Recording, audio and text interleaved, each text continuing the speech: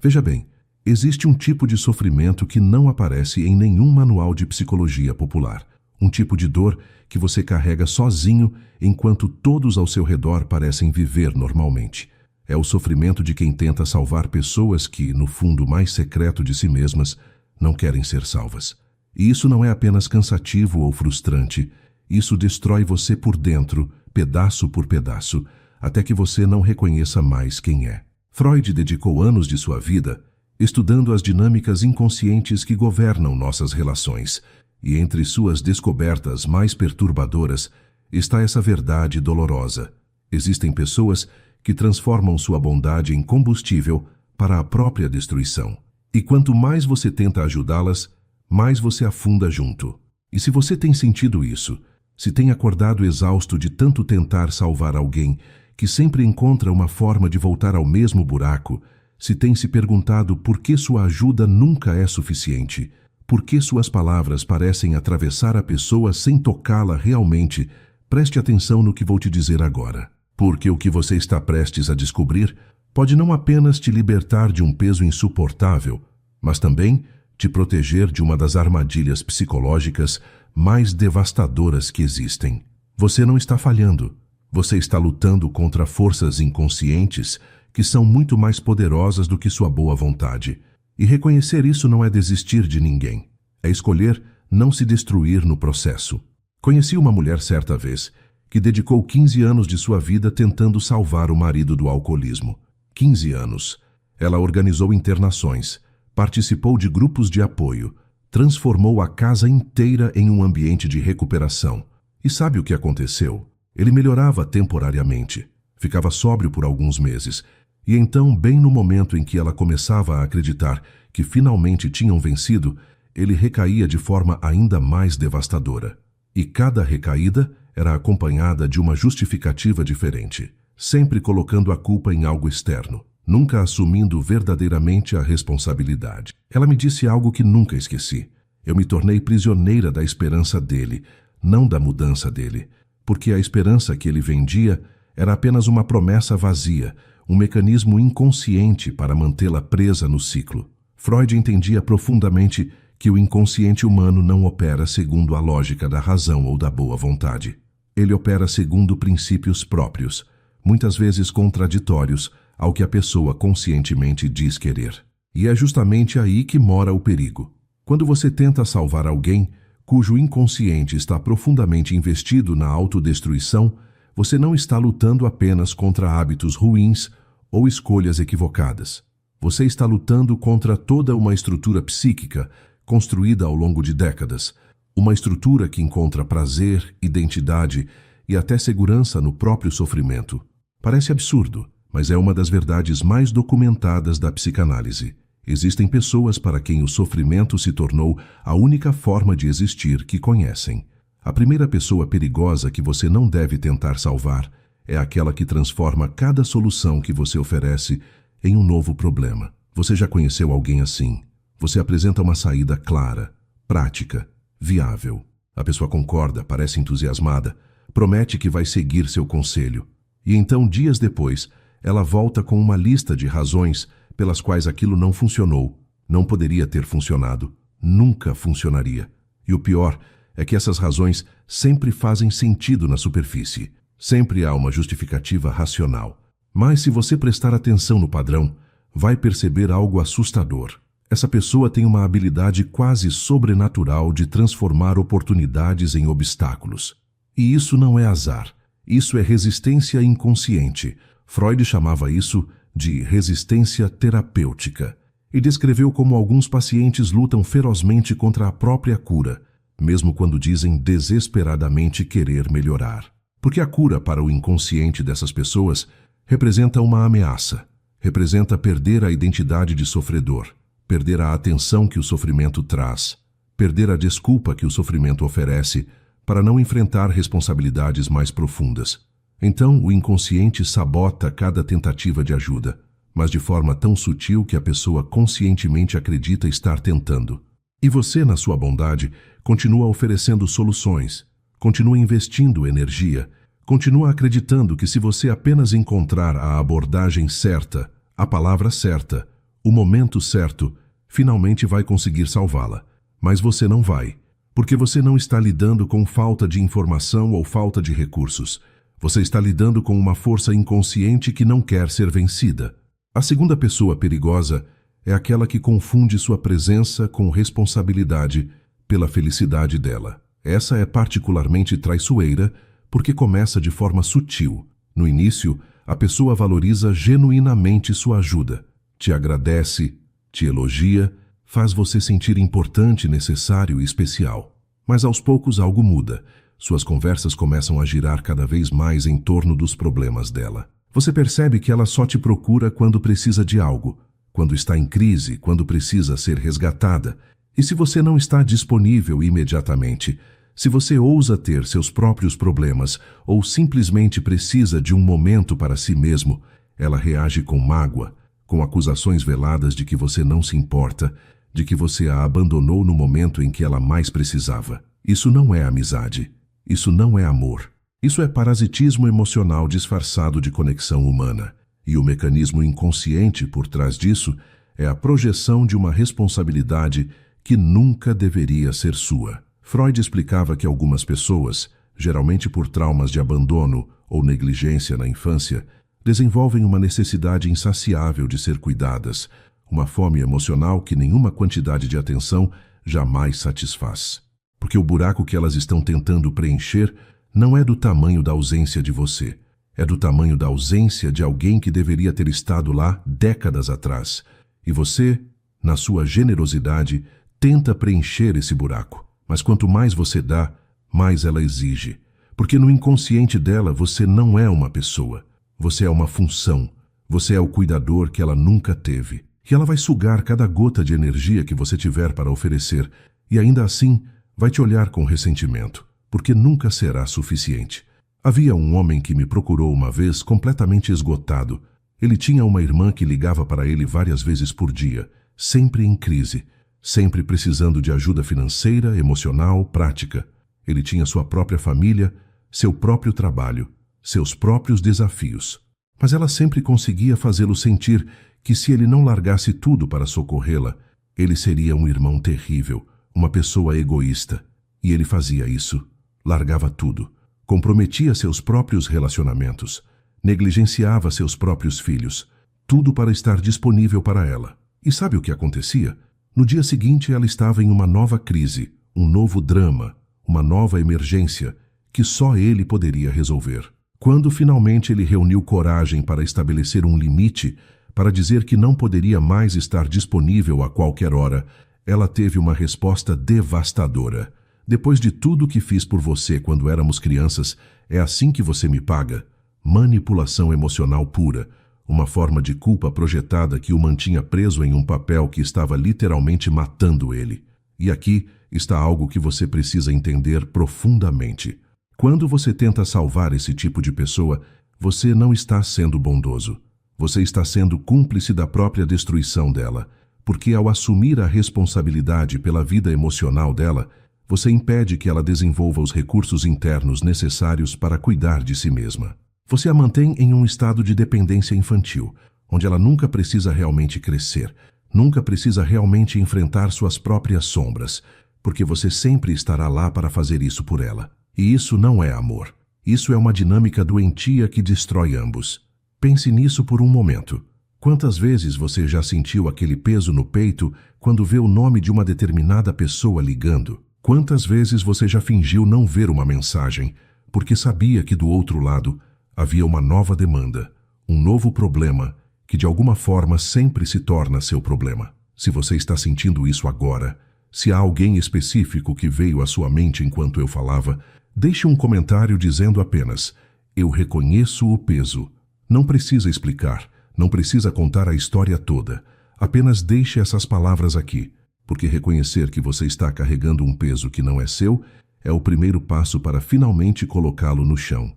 E talvez sua coragem em admitir isso ajude outra pessoa que está passando pela mesma coisa a se sentir menos sozinha. Faça isso agora, porque o que vem a seguir vai te mostrar que esse peso não é apenas desnecessário, é perigoso. A terceira pessoa perigosa é aquela que romantiza o próprio sofrimento. Essa é especialmente comum e especialmente destrutiva. Você conhece o tipo. É a pessoa que transforma cada obstáculo em uma narrativa épica de dor, que fala de seus problemas com uma espécie de orgulho disfarçado, que coleciona traumas como se fossem medalhas de honra. Ela não quer resolver os problemas. Ela quer que você testemunhe seu sofrimento, que valide sua dor, que confirme que ela é, de fato, a pessoa mais ferida, mais incompreendida, mais injustiçada que existe. E cada vez que você tenta apresentar uma solução prática, ela responde com uma variação de: você não entende o quanto isso é profundo, o quanto eu sofri, o quanto isso me marcou. Freud identificava isso como um investimento libidinal no sofrimento, uma forma em que o ego encontra prazer secundário na dor. O prazer primário seria a resolução do problema, mas o prazer secundário é toda a atenção, toda a identidade, todo o senso de singularidade que o sofrimento proporciona. Essa pessoa construiu sua identidade inteira em torno de ser ferida. Ela não sabe mais quem seria sem suas feridas. E a ideia de cura para ela não é libertadora, é aterrorizante. Porque se ela não é mais a pessoa quebrada, quem ela é? Se ela não tem mais suas histórias de dor para contar, o que ela tem para oferecer? Então, ela se agarra ao sofrimento como se fosse sua única posse valiosa. E você, querendo ajudar, entra nesse teatro como espectador permanente. Você ouve as mesmas histórias repetidas de formas ligeiramente diferentes. Você oferece perspectivas novas, ferramentas práticas, caminhos possíveis. E ela sempre encontra uma forma de desqualificar suas sugestões. Não porque elas sejam ruins, mas porque aceitar que existe uma saída simples destruiria toda a narrativa complexa que ela construiu. E isso cria algo perverso. Quanto mais você tenta salvá-la, mais ela precisa provar que não pode ser salva. Porque sua salvação seria a confirmação de que ela estava certa o tempo todo, de que ela é especialmente danificada, especialmente além de qualquer ajuda. Conheci um jovem que tinha uma namorada assim. Cada conversa entre eles girava em torno dos traumas dela, das injustiças que ela sofreu, de como ninguém nunca entendeu sua dor. E ele era devotado. Lia livros de psicologia para entendê-la melhor. Fazia terapia para aprender a apoiá-la adequadamente. Cancelava compromissos quando ela tinha crises. Mas nada nunca era suficiente. E sabe por quê? Porque ela não queria ser entendida. Ela queria ser admirada por sua capacidade de sofrer. Ela não queria soluções. Ela queria plateia. E ele estava se matando tentando ser o salvador perfeito, sem perceber que o papel que ela reservou para ele não era o de salvador. Era o de testemunha eterna de uma tragédia que nunca teria fim. A quarta pessoa perigosa que você não deve salvar é aquela que usa a culpa como moeda de troca. Essa é particularmente venenosa porque ela não pede ajuda diretamente. Ela manipula você para que você se ofereça. Ela conta histórias cuidadosamente construídas sobre suas dificuldades, sempre se colocando como vítima de circunstâncias impossíveis, sempre de uma forma que faz você sentir que seria cruel não ajudar. E quando você ajuda, há um alívio temporário. Mas logo ela retorna com uma nova história, um novo problema, sempre estruturado de forma que você se sinta obrigado moralmente a intervir novamente. E aqui está o truque psicológico mais sombrio. Se você ousa estabelecer um limite, se você diz que não pode ajudar desta vez, ela não reage com raiva aberta.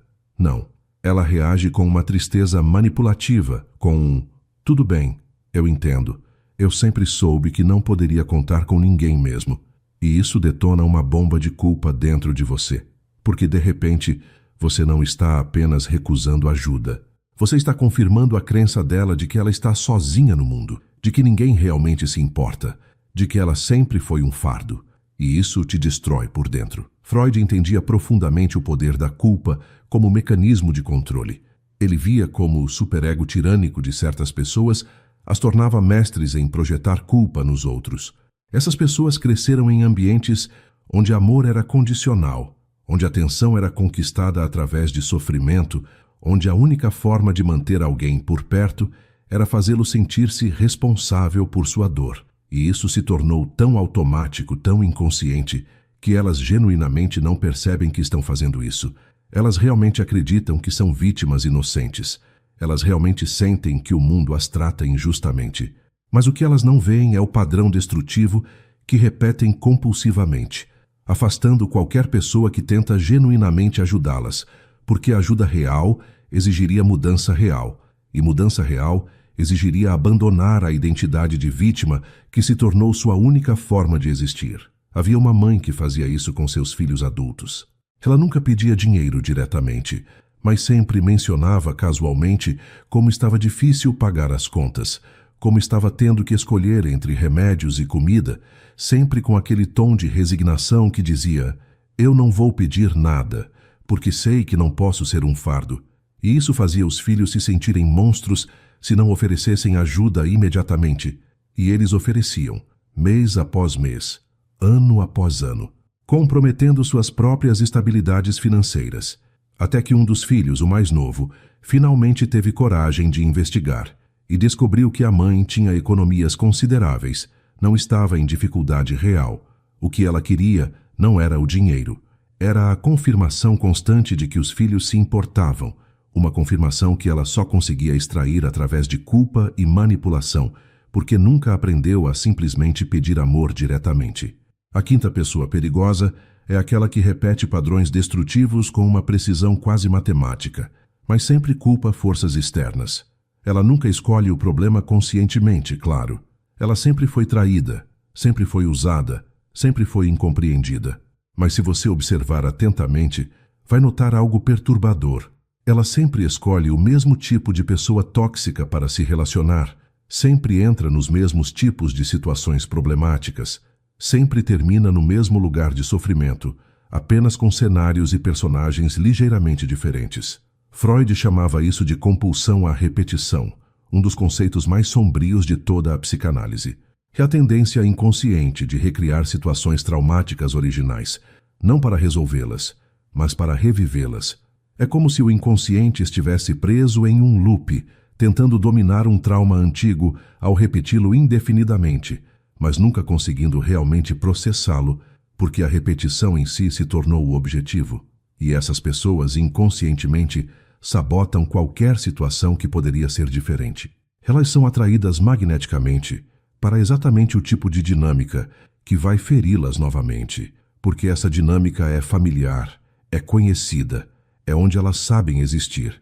E quando você tenta salvá-las, quando você aponta o padrão, quando você mostra que ela está escolhendo repetidamente situações destrutivas, ela reage com defesa feroz, porque aceitar que há um padrão significaria aceitar algum nível de responsabilidade.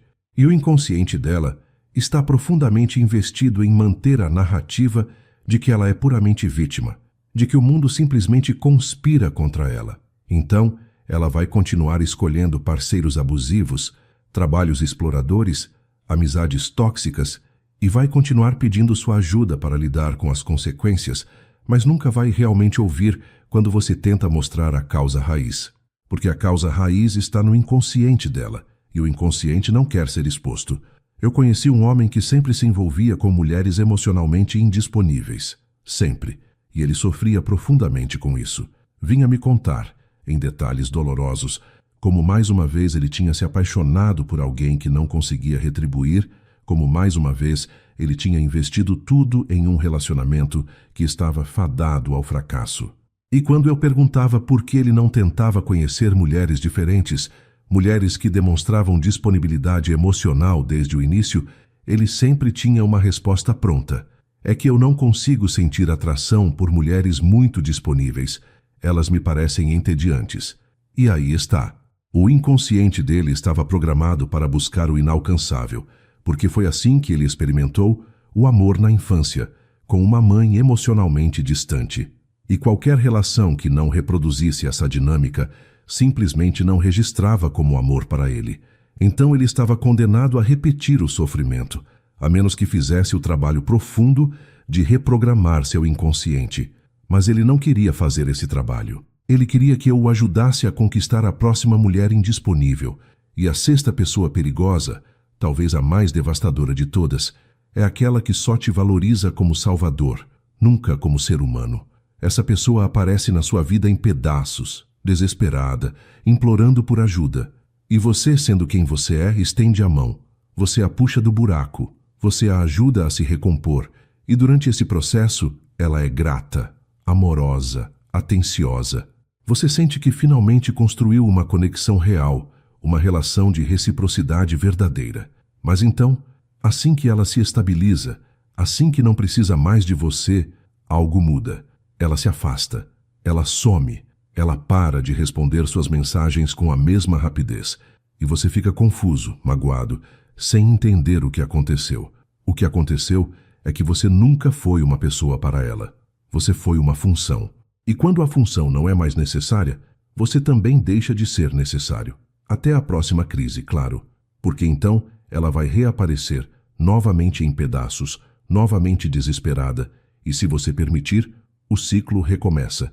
E cada vez que isso acontece, você perde um pedaço de si mesmo, porque você investiu emocionalmente em uma conexão que você acreditou ser real, mas que para ela sempre foi instrumental. Freud entendia que algumas pessoas desenvolvem o que ele chamaria de relações de objeto parcial, onde elas não conseguem ver outras pessoas como seres humanos completos, com necessidades próprias, vulnerabilidades próprias, vidas próprias.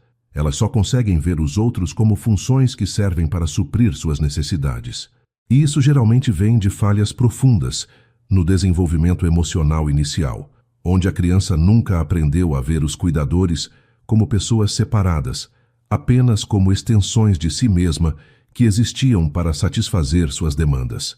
Essas pessoas crescem, mas a estrutura psíquica permanece infantil e elas tratam todos ao seu redor como cuidadores potenciais, não como iguais. E quando você tenta estabelecer reciprocidade com essa pessoa, quando você espera que ela se importe com sua vida da mesma forma que você se importa com a dela, você está esperando algo que ela simplesmente não tem capacidade de oferecer. Não porque ela é má, mas porque a estrutura psíquica dela não desenvolveu essa capacidade. E continuar tentando é como esperar que um cego descreva cores. Não importa o quanto você explique, não importa o quanto você espere, a capacidade simplesmente não está lá. Agora, deixe-me ser muito claro sobre algo crucial. Reconhecer que você não pode salvar essas pessoas não significa abandonar toda a humanidade ao seu destino. Não significa se tornar frio, cínico, egoísta. Significa entender a diferença profunda entre ajudar alguém que quer genuinamente mudar e se sacrificar por alguém que está inconscientemente investido em permanecer exatamente onde está. Significa compreender que algumas batalhas não são suas para lutar, não porque você não se importa, mas porque lutar essas batalhas por outra pessoa as impede de desenvolver a força necessária para lutarem por si mesmas. Freud sempre insistiu que a verdadeira mudança psíquica só acontece quando o próprio indivíduo está pronto, quando ele desenvolveu o que chamamos de insight genuíno, quando ele não apenas entende intelectualmente o que está errado, mas sente visceralmente a necessidade de mudar. E esse momento não pode ser forçado, não pode ser apressado, não pode ser induzido por mais amor, mais paciência, mais dedicação de outra pessoa. Ele só pode emergir do próprio indivíduo. E até que isso aconteça, qualquer tentativa externa de salvá-lo é como tentar acordar alguém que está determinado a continuar dormindo. Você pode gritar, pode sacudir, pode fazer o que for. A pessoa só vai acordar quando ela própria decidir que é hora. E aqui está a verdade que ninguém quer ouvir, mas que você precisa internalizar se quiser se libertar dessas dinâmicas destrutivas. Sua bondade, sua compaixão, seu desejo de ajudar são qualidades lindas e valiosas, mas quando direcionadas para pessoas que não estão prontas ou dispostas a fazer sua parte no processo de cura, essas qualidades se tornam autodestruição disfarçada de amor. Você não está sendo nobre ao se sacrificar indefinidamente por alguém que nunca muda.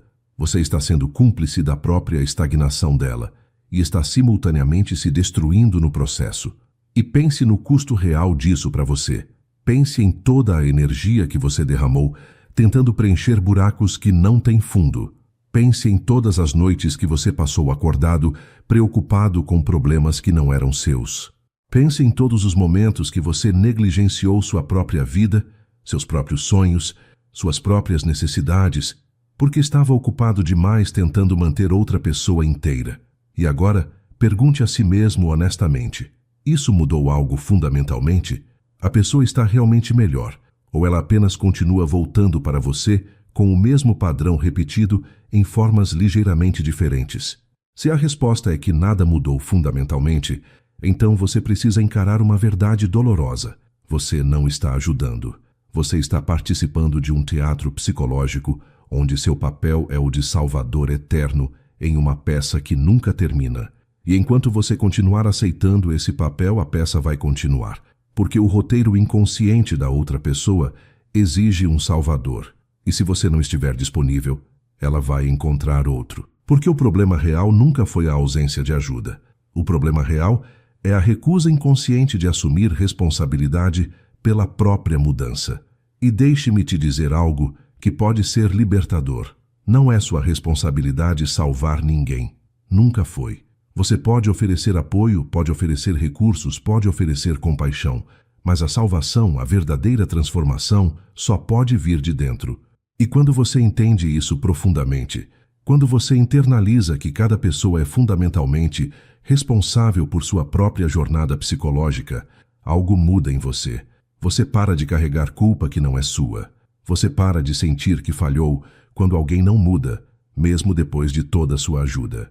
Você começa a ver claramente a diferença entre conexões saudáveis, onde há reciprocidade e crescimento mútuo, e dinâmicas parasitárias, onde você está apenas sendo drenado sem que nada genuíno seja construído. E talvez, apenas talvez, quando você para de estar disponível para essas dinâmicas destrutivas, quando você estabelece limites claros e os mantém mesmo quando é difícil, quando você escolhe investir sua energia em pessoas que estão genuinamente trabalhando em si mesmas, você descobre algo maravilhoso.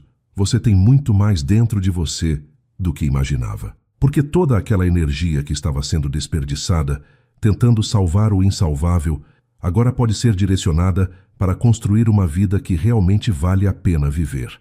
Uma vida onde suas relações são escolhas conscientes, não obrigações sufocantes. Uma vida onde você é valorizado como pessoa completa, não apenas como função de resgate. Uma vida onde você pode finalmente respirar. E para aqueles que estão ouvindo isso e sentindo uma mistura de alívio e tristeza, alívio por finalmente ter permissão para soltar o peso e tristeza por reconhecer quanto tempo foi perdido, quanto de si mesmo foi sacrificado, eu quero que saiba que não é tarde demais. Não é tarde para você reclamar sua vida. Não é tarde para você escolher conexões que te nutrem ao invés de te drenam. Não é tarde para você entender que estabelecer limites não é crueldade, é saúde mental. E não é tarde para você perdoar a si mesmo por ter tentado tão desesperadamente salvar pessoas que no final não queriam ser salvas. Porque no fundo, você sempre soube, você sempre sentiu que algo estava errado, que aquela dinâmica era insustentável, que você estava se perdendo no processo. Mas você ignorou esses sinais porque você foi ensinado que amor significa sacrifício ilimitado, que bondade significa nunca dizer não, que compaixão significa se destruir pelo outro. E essas são mentiras. Amor saudável inclui limites. Bondade genuína inclui autocuidado. Compaixão verdadeira reconhece que algumas pessoas precisam aprender com as consequências de suas próprias escolhas, e protegê-las dessas consequências é, na verdade, impedi-las de crescer. Se este vídeo ressoou com você, se você finalmente se sente visto e compreendido nessa luta silenciosa que você tem travado, eu te convido a se inscrever neste canal, porque o que você encontra aqui não são soluções superficiais ou frases motivacionais vazias. O que você encontra aqui é psicanálise real, aplicada à vida real, para pessoas reais que estão buscando entender profundamente as dinâmicas psicológicas que governam suas vidas. Nós exploramos os territórios mais sombrios da mente humana, não para te assustar, mas para te libertar. Porque só entendendo verdadeiramente o que está acontecendo dentro de você e dentro das pessoas ao seu redor é que você pode fazer escolhas conscientes. E escolhas conscientes são a única forma real de transformação.